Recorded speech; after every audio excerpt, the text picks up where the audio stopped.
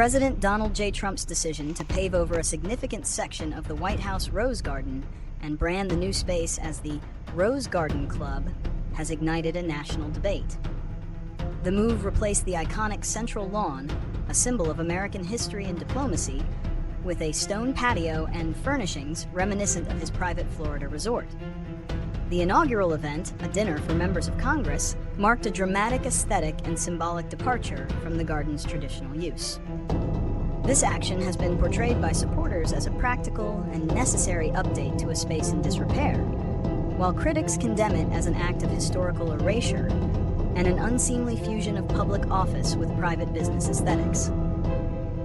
The issue is far more than a landscape choice. It is a microcosm of a larger cultural and political struggle over the meaning and use of public space.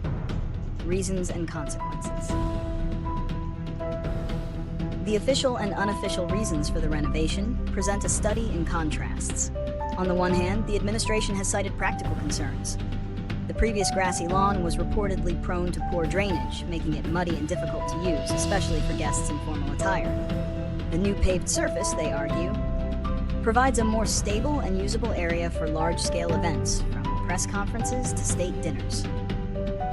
In this view, the renovation is a functional improvement that enhances the White House's ability to host important gatherings. However, the consequences of this decision extend far beyond mere utility.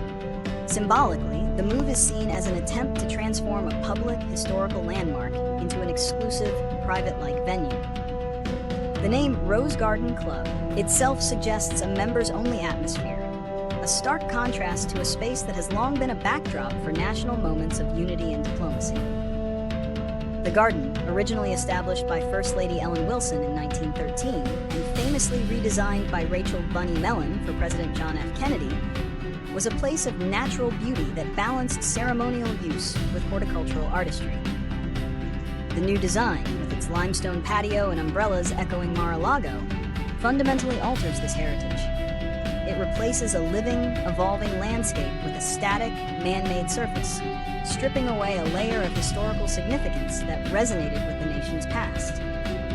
Critics argue this represents a disdain for tradition and a desire to impose a personal brand onto a national treasure. Predictions and solutions. Predicting the future of the Rose Garden Club requires considering both political cycles and historical precedent. It is highly probable that the next presidential administration, particularly one from a different political party, will face pressure to restore the garden. The changes are physical, but not irreversible. Future leaders may choose to either plant a new lawn in the paved area, or perhaps find a middle ground that retains some of the new functionality while reintroducing the natural elements that define the garden for decades. A complete return to the Kennedy-era design would be a powerful symbolic act, signaling a restoration of traditional norms. Conversely, retaining the current design would be an endorsement of a more utilitarian and personalized approach to national landmarks. The ultimate solution lies not just in reversing the physical change, but in addressing the underlying conversation.